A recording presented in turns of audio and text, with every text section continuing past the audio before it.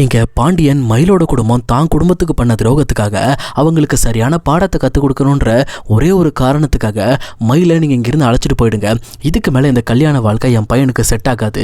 ஏன்னா இந்த மாதிரி ஒரு ஏமாத்துக்கார குடும்பத்தில் நாங்கள் தெரியாமல் என் பையனை கல்யாணம் பண்ணி கொடுத்துட்டோம் அப்படின்ற மாதிரி அந்த விஷயத்துல இருந்து சரவணனை வெளியில் இழுத்துடுறாங்க. அது மட்டும் இல்லாமல் மயிலை கூட்டிட்டு கிளம்புங்க அப்படின்ற மாதிரி மயிலையே அந்த வீட்டை விட்டு வெளியில் அனுப்பிடுறாங்க. அதுக்கப்புறம் மயிலுக்கும் வேற வழி தெரியல. ஏன்னா தான் மாமாவும் தன்னை வெறுத்துட்டாரு, தன்னோட அத்தை மாமாவும் தன்னை வெறுத்துட்டாங்க.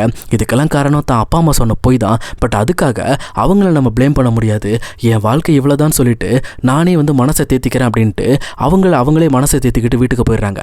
சொல்லப்போனால் அவங்க இப்படி ஒரு முடிவு எடுத்ததுக்கான காரணமே தன்னோட தங்கச்சிக்காக தான்.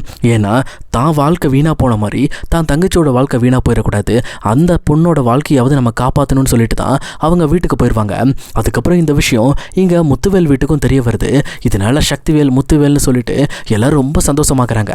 சொல்லப்போனால் இங்கே சரவணன் கல்யாணத்தப்போ இங்கே முத்துவேலும் சக்திவேலும் ஒரு பிரச்சனை பண்ணியிருப்பாங்க.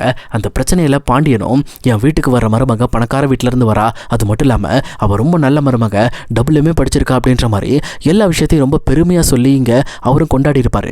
அந்த விஷயத்தை சொல்லி இங்கே பாண்டியன் குடும்பத்தை இவங்க ஒரு பக்கம் கலாய்க்கிறாங்க. அதே நேரத்தில் இங்கே மளிகை கடையில் இருக்கிற பழனிவேலுக்குமே இந்த மாதிரி மயிலை வீட்டை விட்டு போயிட்டா, சொல்லப்போனால் வீட்டுக்குள்ளே எக்கச்சக்க பொய்களை சொல்லிட்டு இருந்திருக்கா அப்படிங்கிற விஷயமே பழனிக்கு இப்பதான் தெரிய வருது. அவரும் அதை தெரிஞ்சுக்கிட்டு ரொம்பவே வருத்தப்படுறாரு. ஆனா சுகன்யா அந்த விஷயத்தை தெரிஞ்சுக்கிட்டதுக்கு அப்புறம் ரொம்பவே சந்தோஷப்படுறாங்க. அதே நேரம் கடையில் இருக்கிற இங்க பழனிக்கிட்டையும் பாத்தீங்களாங்க, உங்களை அவமானப்படுத்தி வெளியில அமிச்ச குடும்பம், நீங்க அந்த குடும்பத்தை விட்டு வெளியில வந்ததுக்கு அப்புறம் அந்த குடும்பம் படாத பாடுபட்டுக்கிட்டு இருக்கு. சொல்லப்போனா அவங்க இவ்வளவு நாளா உங்களை அடிமையா யூஸ் பண்ணது மட்டும் இல்லாம இந்த மாதிரி அந்த குடும்பத்தோட மெயின் அடிமையாவே நீங்க தான் இருந்தீங்க. இப்ப வெளியில வந்ததுனால ரொம்ப நிம்மதியா இருக்கீங்க.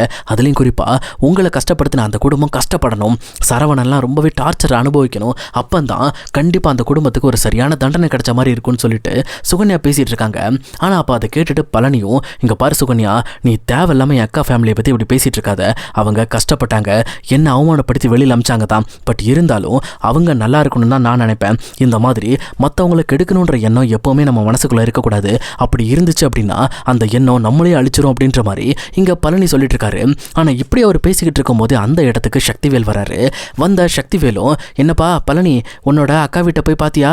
அந்த தங்கமயில் இருக்கால, அவளை பற்றி உன் மாமன் எவ்வளோ பெருமையாக பேசிக்கிட்டு இருந்தான். ஆனால் இப்போ தான் தெரிய வந்துச்சு, அந்த தங்கமயில் குடும்பம் ரொம்பவே ஏழ்மையான குடும்பம் போல இருக்குது. அதுலேயும் அந்த தங்கமயில் ஃபேமிலி உங்கள் பாண்டியன் மாமா தலையில் மிளகா அரைச்சிட்டாங்களாம். அவங்களுக்கு நகை போடுறேன்னு சொல்லி நகையில் ஏமாற்றிருக்காங்க, படிப்பு விஷயத்தில் ஏமாற்றிருக்காங்க. ஏன் சரவணனோட அந்த தங்கமயில் 2 வயசு பெரியவ போல இருக்குது. இந்த மாதிரி கேவலமான ஒரு கல்யாணத்தை பண்ணிட்டு என்னமோ இந்த ஊரே மெச்சிக்கிற மாதிரி நான் பெரிய கல்யாணத்தை பண்ணிட்டேன்னு சொல்லி பில்டப் பண்ணிட்டு இருந்தாலே மாமா, இப்போ அவன் மூஞ்சில கரிய பூசின மாதிரி ஆயிடுச்சுடா.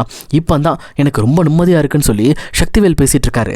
அப்போ அவர் இப்படி பேசிட்டு இருக்கும் போதே உடனே சுகன்யாவும் சக்திவேலுக்கு ஈடு கொடுத்து பேச ஆரம்பிக்கிறாங்க.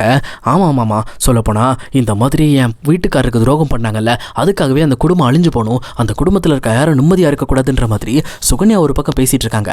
அதுவும் இல்லாமல் அந்த தங்கமேல்கிட்ட நான் ஏற்கனவே பேசியிருக்கேன், அவள் ஏதோ ஒரு விஷயத்த மறைக்கிறாங்கிறது எனக்கு ஸ்டார்டிங்லேருந்தே தெரியும். ஆனால் இப்போ தான் தெரிஞ்சுக்கிட்டேன் அவள் எல்லா விஷயத்தையும் மறைச்சிருக்கான்னு சொல்லிட்டு அப்படின்ற மாதிரி இவங்க கேலி கிண்டல் பண்ணி சிரிச்சுக்கிட்டு இருக்காங்க. அப்போ அந்த வழியில் கரெக்டாக பாண்டியனும் இன்னொரு பக்கம் சரவணனும் கடைக்கு போகிறதுக்காக நடந்து போயிட்டு இருக்காங்க. அப்போ இவங்க 2 பேரும் காதில் படுற மாதிரியே சுகன்யாவும் இன்னொரு பக்கம் இங்கே சக்திவேலும் சேர்ந்து சிரிச்சுக்கிட்டு இருக்காங்க. அப்பா, எதிர் வீடே நாரிடுச்சு, அந்த வீட்டில் இருக்கிற பிரச்சனைகள்லாம் சேர்ந்து தெருவே ஒரு மாதிரியாக இருக்குது. என்ன பண்ணுறது, இந்த மாதிரி துரோகம் பண்ணுறவனுக்கெல்லாம் வீட்டில் பிரச்சனை மேலே பிரச்சனை வந்துட்டு தான் இருக்கும். அதுலேயும் அவன் பெரிய பையன் ரொம்ப பாதிக்கப்பட்டான் போல இருக்குது. சரவணனுக்குலாம் தேவை, ஏன்னா ஒரு நாள் என் கண்ணு முன்னாடி என் பையனை அடித்தான்ல, அதுக்கெல்லாம் அவனுக்கு சரியான தண்டனை கிடைக்கணும்ல, அதான் கடவுளாக பார்த்து அவங்களுக்கு பெரிய தண்டனை கொடுத்துட்டாரு அப்படின்ற மாதிரி இங்கே சக்திவேல் கலாச்சிட்டு இருக்காங்க. ஆனால் இதை பார்த்துட்டு பழனிவேலுக்கு ரொம்பவே மனசு கஷ்டமாக இருக்குது. அதுக்கப்புறம் இங்கே சக்திவேல் கிளம்புனதுக்கப்புறம் சுகன்யாவை பிடிச்சி கண்ட மணிக்கு திட்டுறாரு. என்னடி நினச்சிக்கிட்டு இருக்க, உன் மனசில் நீ என்ன நினச்சிட்டு இருக்க? இந்த மாதிரி தேவையில்லாமல் என் அக்கா ஃபேமிலியை பற்றி நான் பேசாதுன்னு உங்ககிட்ட சொன்னல, எங்கள் அண்ணன் வந்ததுக்கப்புறம் அவர் கூட சேர்ந்து என்னமோ ரொம்ப பில்டப் பண்ணி பேசிகிட்டு இருக்க. இவ்வளோ நல்லா நீ அந்த வீட்டில் தான் சோறு தின்னுட்டு இருந்த, கொஞ்சமாவது அவங்க போட்ட சோத்துல உப்பு இருந்து அந்த உப்பு உடம்புல ஒட்டி இருந்தா நீ இப்படிலாம் பேசியிருப்பியா? நீ இப்படி பேசின விஷயம் எவ்வளோ மோசமான விஷயம் தெரியுமா அப்படின்ற மாதிரி இங்கே பழனி ஒரு பக்கம் சுகன்யாவுக்கு உரைக்கிற மாதிரி கேட்டுட்டு இருக்காங்க. அப்போ சுகன்யாவும் எதுவும் பேசாமல் பழனியை பார்த்து முறைக்க ஆரம்பிக்கிறாங்க. ஆனால் அதே நேரம் பழனியும், இந்த நேரம் என் குடும்பம் உடஞ்சு போயிருக்கு, இதே நான் அந்த குடும்பத்துக்குள்ளே இருந்திருந்தேன்னா என்னால் முடிஞ்ச வரைக்கும் அந்த குடும்பத்தை ஸ்டடி பண்ணுறதுக்காக எல்லாருக்கும் தைரியம் சொல்லிட்டு இருந்திருப்பேன். இந்த மாதிரி என் குடும்பத்தை விட்டு நான் பிரிஞ்சு வந்தது காரணமே நீ தாண்டி, நான் பண்ணதில் பெரிய தப்பு உன்னை கல்யாணம் பண்ண தாண்டி அப்படின்ற அப்படின்ற மாதிரி இங்கே பழனி ரொம்ப கோபத்தோட தலையில் அடிச்சுக்கிட்டு அதுக்கப்புறம் கடைக்குள்ள போயிடுறாரு. அதே நேரம் இப்படி பழனி பேசின விஷயம் சுகன்யாவுக்கு ரொம்பவே கடுப்பாயிடுது.